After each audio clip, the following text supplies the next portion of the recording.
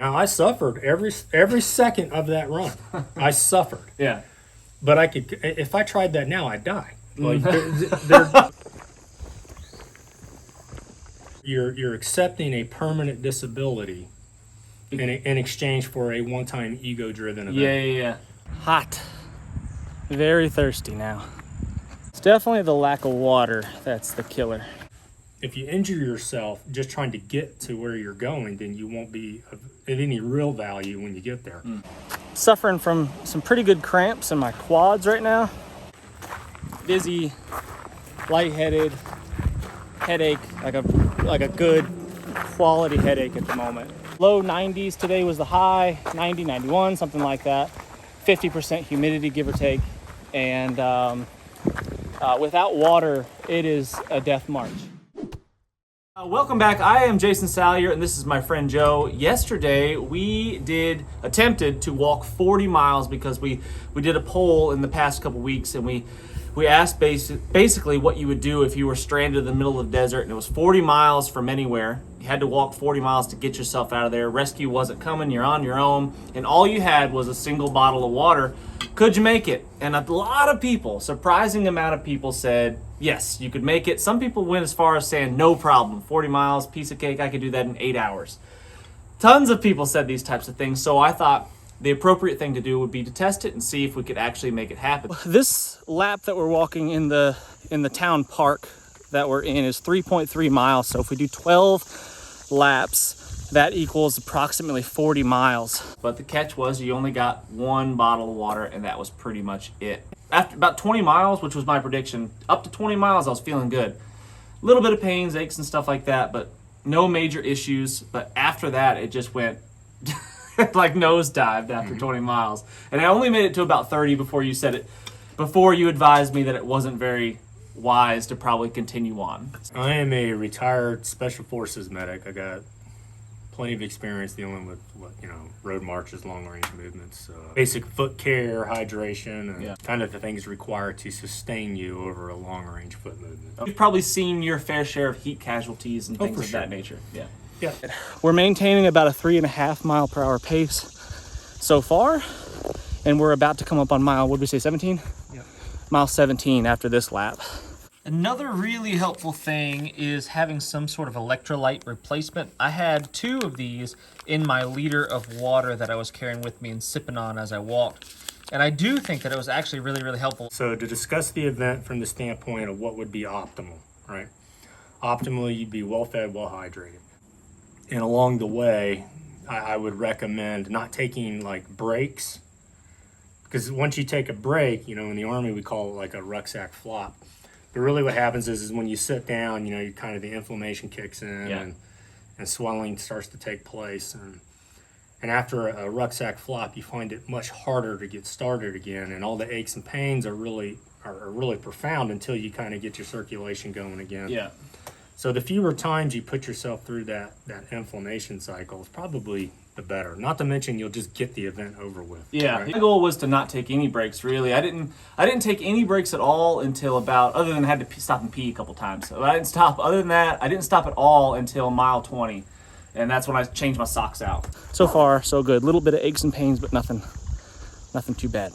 Because you need to do foot maintenance. Mm-hmm. Right? People just blow that off. It's just not seen as something very important. And I would say anybody in the infantry knows how important your feet are. They are your world. Mm-hmm. So learning how to correctly use moleskin, right?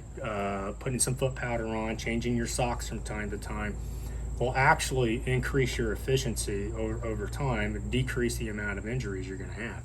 Because if you got a blister, halfway through a 20-mile, 40-mile movement and you didn't treat it, you didn't take care of it, and it got infected. Yeah. So now you're screwed. Now if you're in the military, yes, because in the military, you're not just walking from point A to point B. When you get to point B, then the work starts. Then you got to do stuff. Right? Yeah. If you injure yourself just trying to get to where you're going, then you won't be of any real value when you get there. 6. Woo! Lap number. We're on lap number 6 of 12. It's almost too easy. Almost too easy. Well, if I move 20, 30, 40 miles, then am I going to have the ability to set up shelter if I didn't? You know what I mean? If the payoff wasn't in fact at the other end, oh crap, now I got to get food, water, all these things. Am I going to be in the position to do self-care when I get there? It's actually quite hard to move a long distance. It's never in the beginning. Yeah. Everybody feels real good in the beginning. It's maintaining a healthy but efficient pace over the course of several hours. Right. That actually requires a little bit of practice. Like, you should expose yourself to a meaningfully long distance walk. Right. Yeah, see, everybody has their theories. Like, it's easy, and this is what I think quite a few people did on that survey, was they said, oh, I can walk 3 miles per hour. 3 miles per hour times 12 hours, oh yeah, I could do it, no problem. But what they don't realize is that the compounding effects of those overuse injuries and dehydration and the heat and just the elements that you're dealing with all makes it much more challenging. People's knees start to ache. You start to realize your ankles are aching. Those hot spots start to wear. You realize real quick that you don't have the optimal shoes for this. I can't imagine too many situations where you're going to be in some type of an emergency and just so happen to have your best footwear on. You got everything you need. You got everything, right. So even if you didn't have a backpack, the idea that you got your best socks, your best hiking gear on your feet, it's probably not going to happen. Not complaining, just documenting. My big toe on my right foot, it's got a little bit of something going on there, but I'm going to swap my socks out at mile 20, which is after we finish this lap, and I'll take a look and assess the damage. Back of my left knee, a little bit of pain. Not bad, but again, these are things like, if you don't go out and do this stuff, it's all theoretical until you go out and do it, right? So I'm a reasonably fit individual, exercise on the regular, but walking 20 miles is abusing my body quite a bit. Everybody started off wearing, a couple of the folks had nice, comfortable sneakers. It's like, it doesn't matter. Right. It's the repetition of what you're doing that's going to start to grind down your suspension system. I had really good luck with my feet. I didn't even notice I had a blister until yesterday evening when I got done. I felt the ball of my foot, like right where my big toe meets the ball of my foot. I had a small blister right there. So I didn't have any issues really with my feet. No blisters on the back of the heels, none of that stuff. I was feeling really good about that. It was just knees and hips and muscle cramping.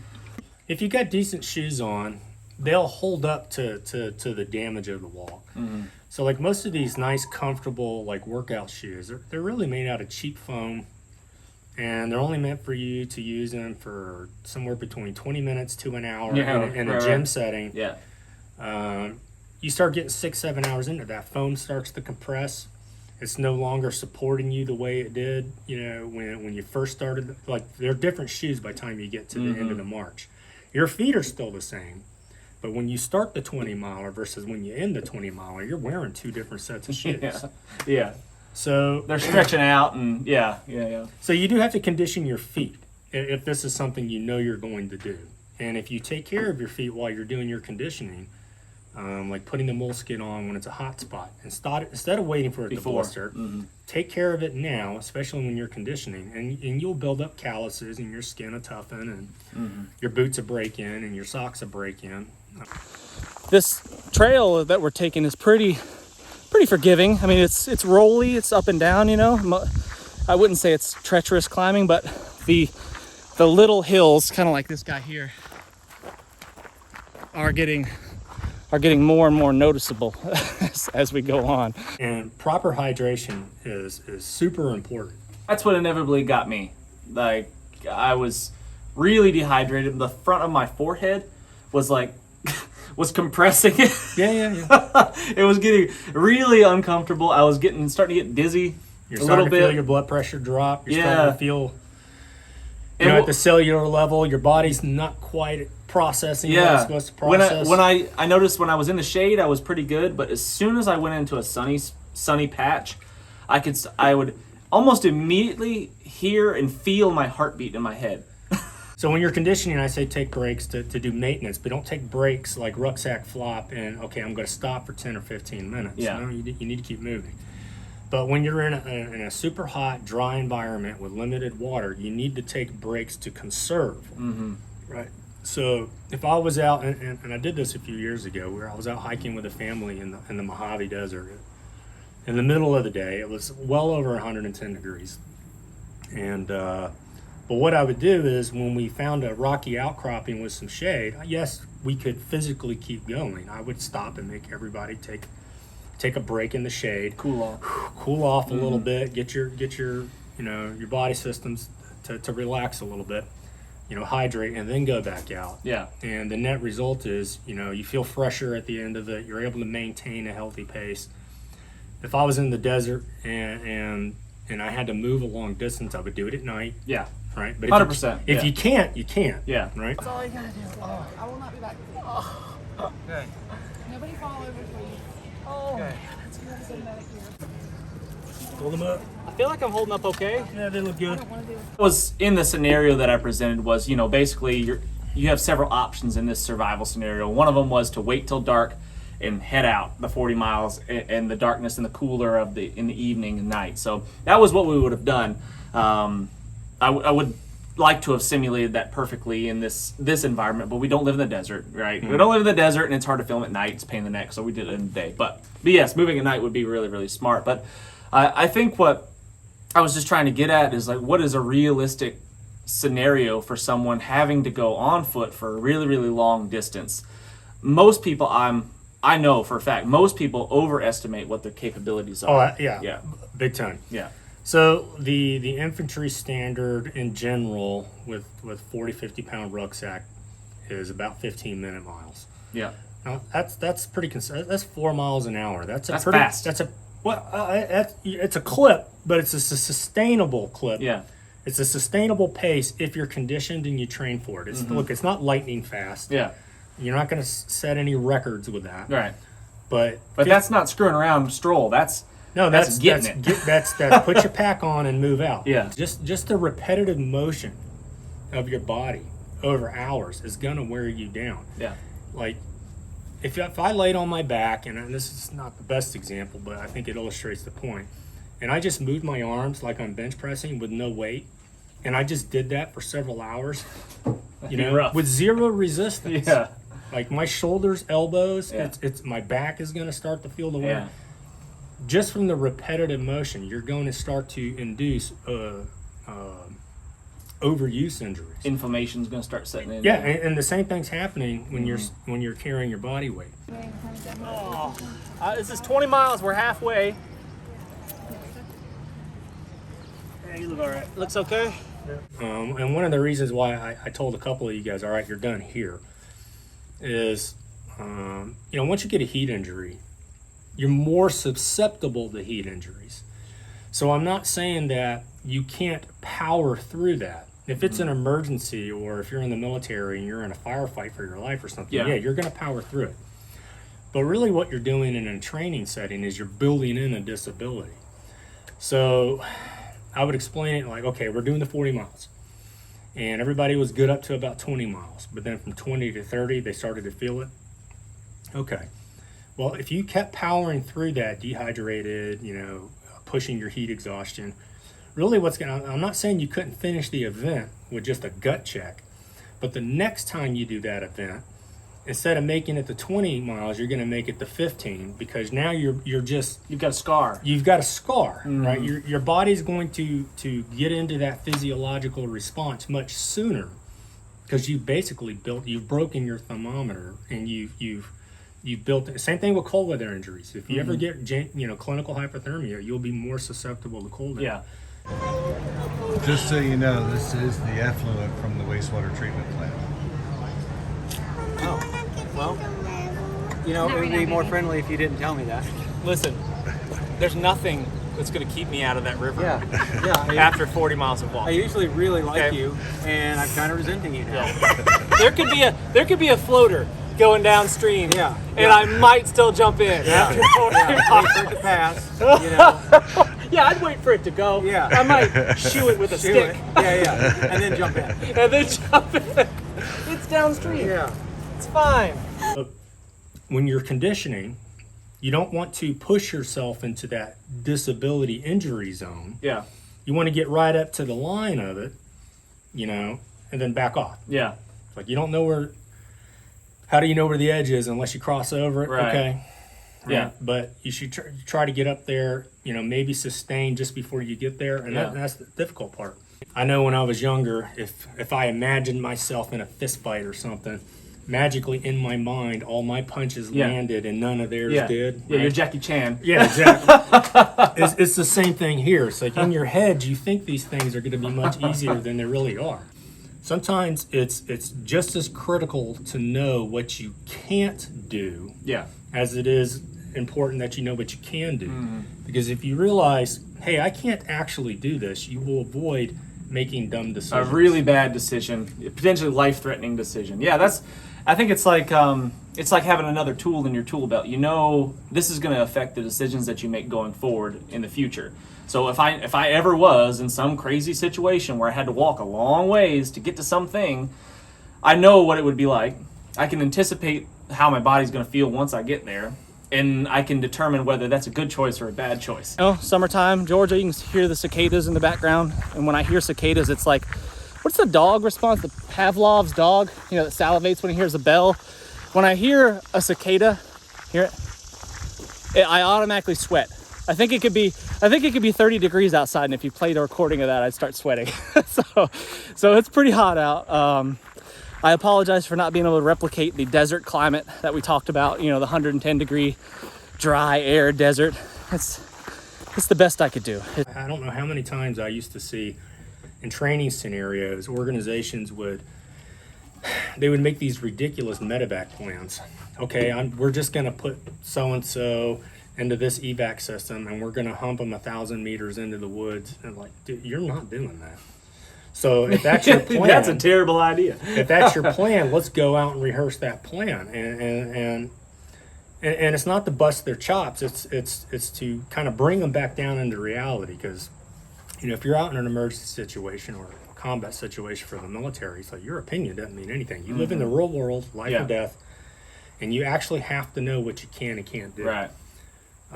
You start making decisions based off, inflated ego.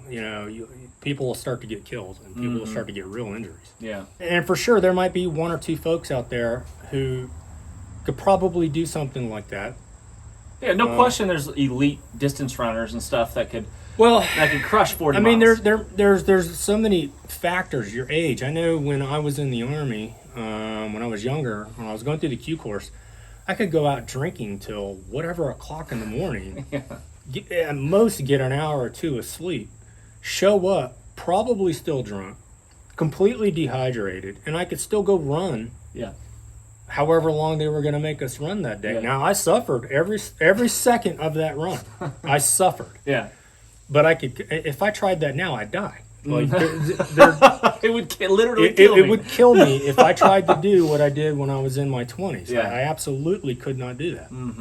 So I have to be careful that when I'm starting to think of my capacity to respond to a situation at my age now, because my tendency is to think that, hey, I'm a 20-something I still got it. stud, I still got it. I'm not. Put me in. My prediction was that about halfway is when it's going to start to get real. That's when things start to hurt. And that's true. The back of my knee, this knee, no bueno. Something's not right. The tourniquet just cut it off. It doesn't feel good. But the show must go on. But what I envisioned was everybody kind of going at an even clip, feeling good in the beginning, and then powering through discomfort, and then falling off the cliff. So everybody was starting to fall off the cliff at various times, kind of based off their conditioning. You have quite a bit more conditioning than the bulk of the group, so I naturally expected you to kind of go a little bit longer. And I expected to kind of proceed along that basis, the least conditioned to the most conditioned. But at the end of the day, everybody kind of going along. Yeah. And then, your body is going to, at some point, say, hey, look. Stop it. Stop. This is stupid. Right? You can mentally push yourself past things. Like if you're in the pool and you start to see, if you're holding your breath, you start to see the world shrinking. The tunnel, You can go a little bit further, right? But at some point, there are certain venues, especially with hot weather, cold weather, dehydration. At some point, it's like, not that you can't push past it, Yeah. but you're accepting a permanent disability in exchange for a one-time ego-driven event. Yeah. 24 miles in, doing all right, real thirsty.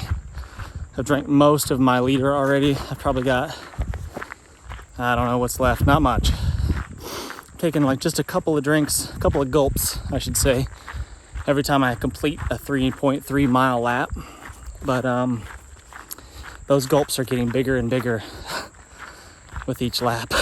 I made it to 30 miles. That's when we kind of called it. It's probably a smart decision to stop going. I think if my life depended on it, I think I could have hobbled, zombied my way to 40. Well, I think if you were in a crisis setting, everybody's behavior would have been different. Yeah. Like, you would have drank out of that creek. Yeah. Oh, yeah, for sure. Yeah. You see what I'm saying? Yeah, definitely. You would have powered through. If my family was on the line, then I will accept a hot weather injury in exchange for the results I need. Yeah. Right. But and that's the difference between a real world event and a training event. Yeah. We want to do these training events up front, so that when we're faced with that real world event, we kind of have an idea of what's realistically capable.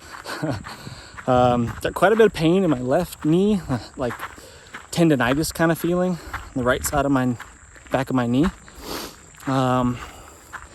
Feet are just achy, but not too painful. Doing okay. Just chugging along. It's easier to stay prepared than it is to get prepared, and part of that's your conditioning. Yeah. You know, I hope that some of the folks who did the walk yesterday, I do. I hope they walked into it thinking, no big deal. We're just going to walk around the park. And then they come out of it thinking, wow, I really need to take a look at my shoes, take a look at my feet. Yeah. One of the guys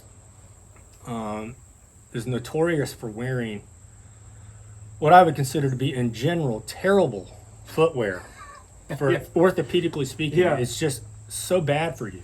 So even if he had the right shoes, boots, and foot care, he was already set up for failure because of what he was doing unrelated to this event. Yeah. He's running around with these farmer boots. Yeah.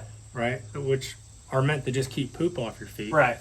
And his feet were kind of wearing into that. So that now when he's finally got on decent shoes, which should have been more than adequate for the situation, he starts off behind the power curve because of something he's doing unrelated. Hot. Very thirsty now. Really thirsty. We're getting close to, I guess I'm approaching mile 30. A few miles from there, I guess. 27, 28 miles, something like that. Whew. First signs of like dizziness and stuff. Definitely getting hot and dehydrated. So that's nice. Got that going for me. I have one pair of shoes for running. I only run in them. I don't walk in them because they wear differently. You have a different gait. Yeah. I have one pair of shoes for powerlifting and weightlifting. I have what I consider to be my hiking boots or shoes, and then I have my work boots and work shoes, and I don't interchange them. What would be your strategy going into something like this? Your goal was to walk 40 miles or 12 hours, whichever comes first. What would your strategy have been going into it, starting at the feet, footwear? Well, it depends on what my cargo capacity is, okay? So, like, you had the butt pack, some of the other guys just had cargo shorts. I would bring a simple foot maintenance kit. Small scissors, small skin, maybe a little, one of those travel cases of foot powder. Change of socks if I could. Yep. I would have the appropriate footwear. Now, I'm not doing weight bearing, and it would depend on if I'm going off trail or on trail. But for something like yesterday's event, I'd be comfortable with a fairly new, broken but not worn down pair of, maybe some cross trainers or something. That's what I wore. Yeah. I need a little more arch support. I got pretty flat feet. But something along those lines. Not running shoes. First 8 hours just passed, and I've walked 27 point something miles. Real thirsty. My favorite long-range walking shoe by far is the good old-fashioned Army Jungle Boots. I get them resold and I get them tweaked a little bit. Everybody says those are great. I've never tried them. Might need to get some. They are fantastic. Really? But your socks, right? Like I wouldn't show up to SFAS, Special Forces Selection with brand new socks. Even your socks wear in. Really? Yep, your socks wear in, kind of relative to the boots. So when I went to selection, as a good example, I had a green pair of jungle boots and a black pair of jungle boots. So, and the socks I had are the ones I trained in. So they were broke in just like the boots were broke in. So I would have my broken socks, again, not worn, but broken socks, a change of socks, the moleskin. Especially if you're not hiking or marching a lot, you're gonna need the moleskin. It's has nothing to do with your pride and ego. It's about taking care of your suspension so you can keep system. going. Yeah. I mean, they're your tires. Yeah. If you got bald tires, you need Yeah. I wouldn't drive across the country. Same logic.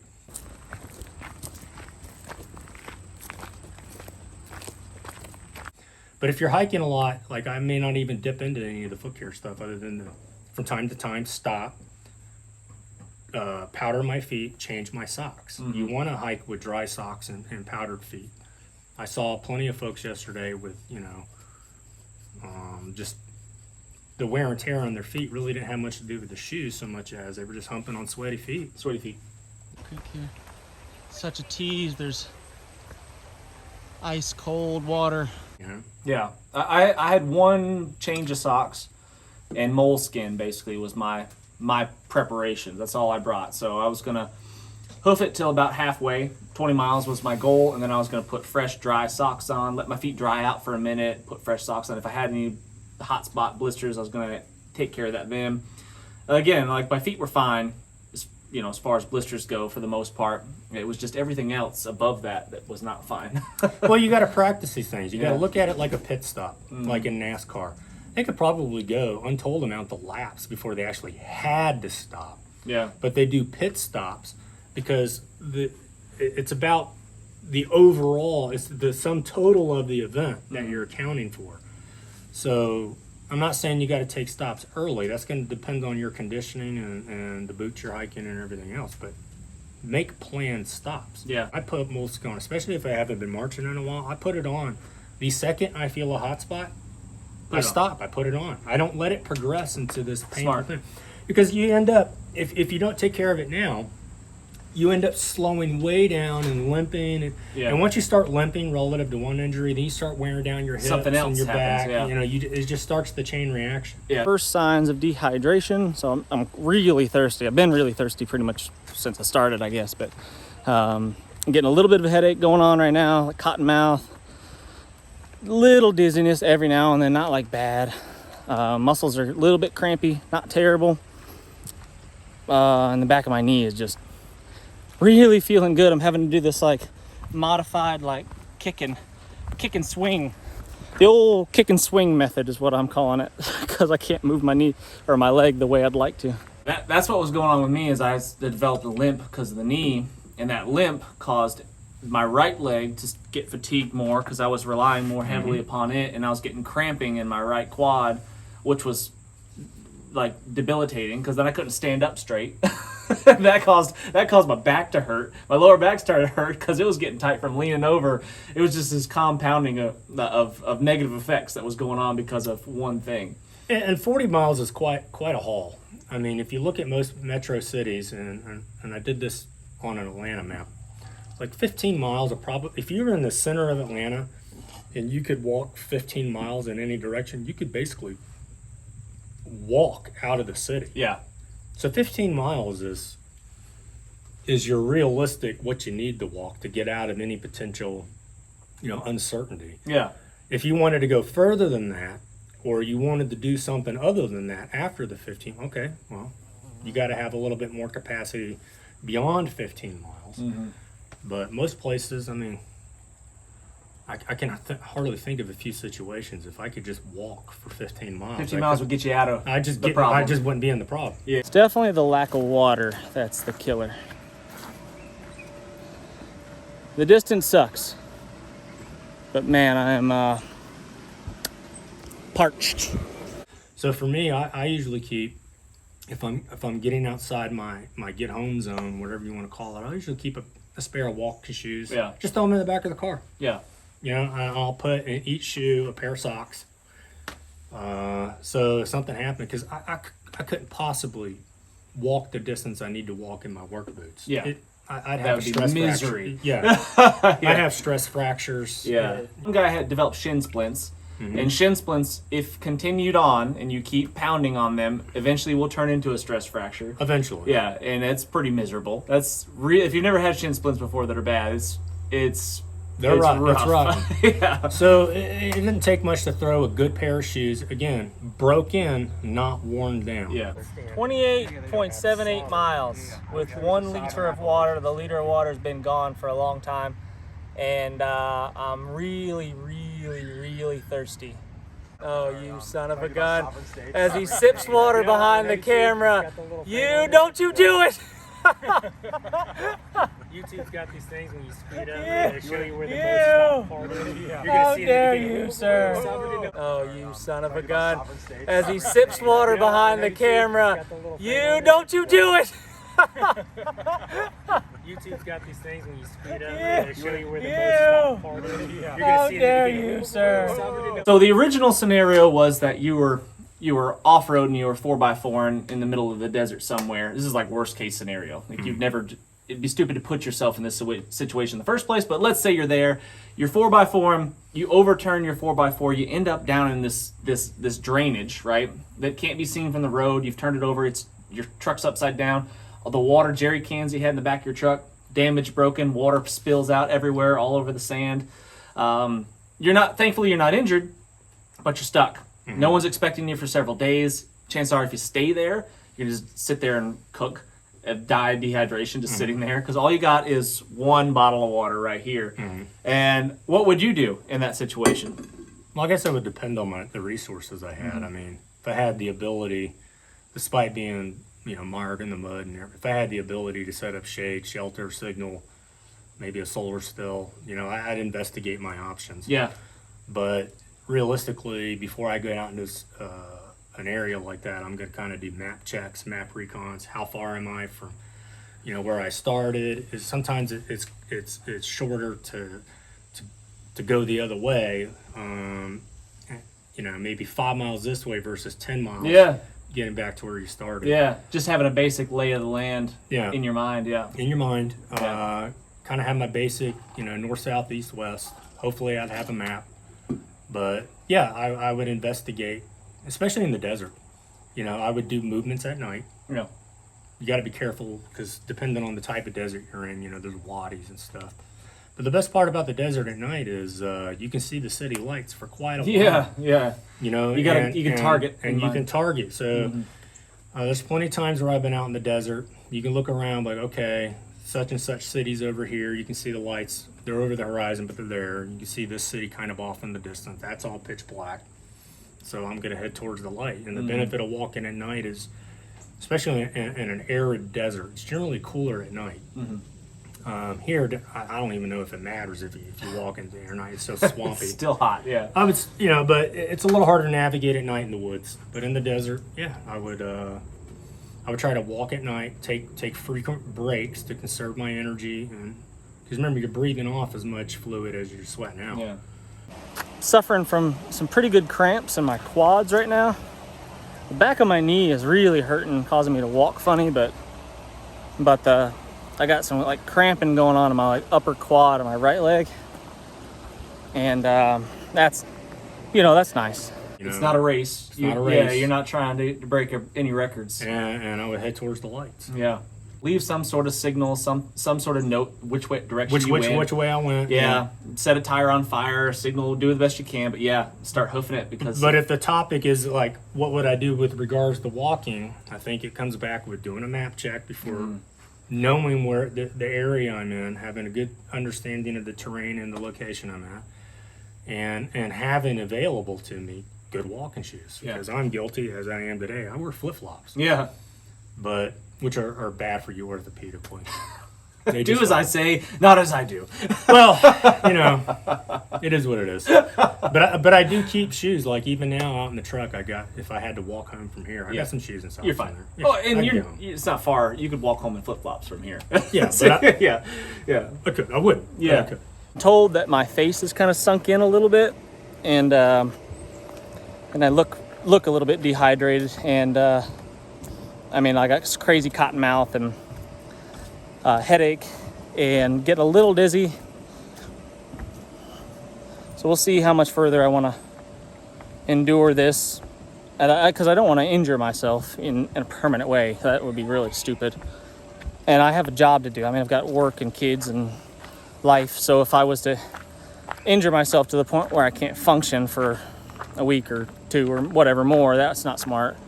So as much as I'd like to do the 40 miles, I mean, that's just going to be, that's another 10 miles, more than 10 miles from right now. I'm almost at 30. 10 more miles without water in the heat of the middle of the day like this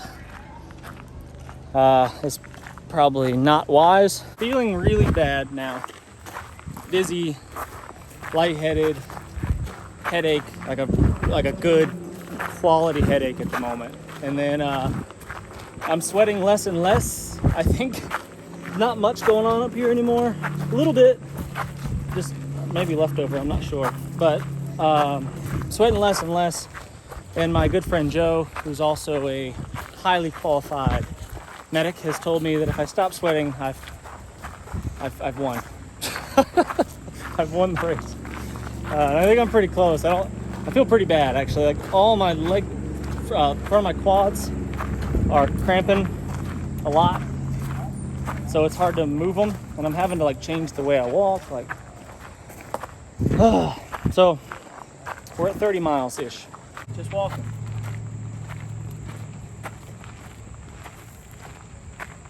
Somewhere around low 90s today was the high, 90, 91, something like that. 50% humidity, give or take. And without water, it is a death march. 1 liter of water is not even close to enough. I mean, typically if I was gonna try to do something like this, I would drink gallons of water, literally. I mean, I don't know, what do you think, like 2-3 gallons minimum? More, probably? Yeah, 4 gallons of water if I was trying to do something like this. So 1 liter is not even close. Like, so, yeah, so I'm feeling awful. And when I get in the sun, I notice that when I get in the sun, my heart rate goes like, boop, boop, boop, boop, boop. Like, when I get back in the shade, it seems to calm back down. But as soon as I get in those sunny patches on the asphalt, oh, man, unpleasant. Oh, my goodness. Oh, yes. Oh, yes.